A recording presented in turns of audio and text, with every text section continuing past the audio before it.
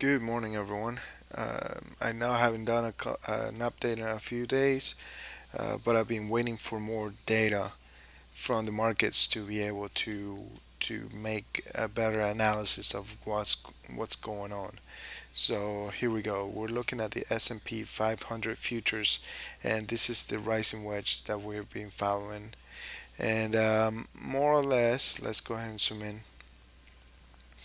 More or less, we hit against this 1140. I think the high this one was in 1149. Let me go ahead and do this real quick.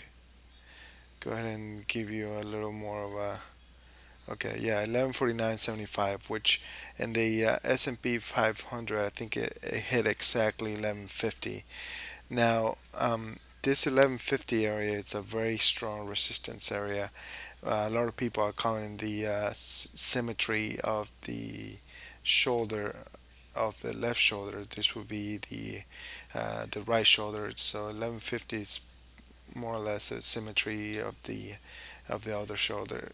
The other shoulder. So we've been hitting against this 1150 area. Major divergence on all the uh, indicators and oscillators. So here's the thing though. I actually would prefer if it goes a little bit past that area, and let me show you why. If we look at the weekly, I'm gonna have to go a little farther out. Maybe let's do 4 year weekly. Okay, from the very, very, very tippy top um, to the bottom. If we look at the major downtrend line or the main downtrend line that has been created, we're hitting right against that trend line, almost. And that's why I say I think I would like for it to go just a little bit higher and reject that with conviction. If that happens, then all hell is gonna break loose, I guess.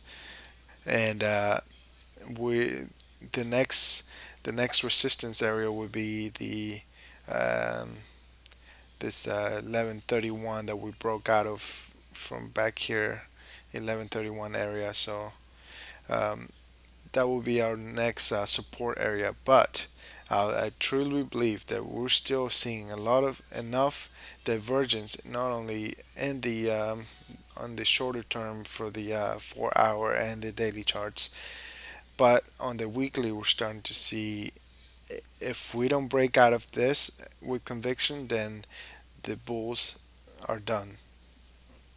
So um, let me go ahead and show you some other charts, and this is the S&P 500 futures.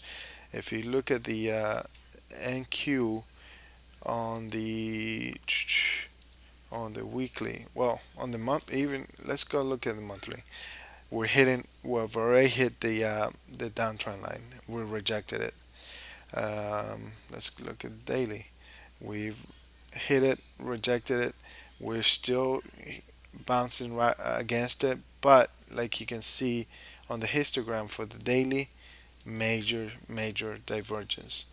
Yeah, yeah, yeah. You can see some of this volume coming in. The problem is that on the daily, the volume it's a little deceiving because if we go into the more into the shorter term, you can see that the volume is actually distribution um, instead of accumulation.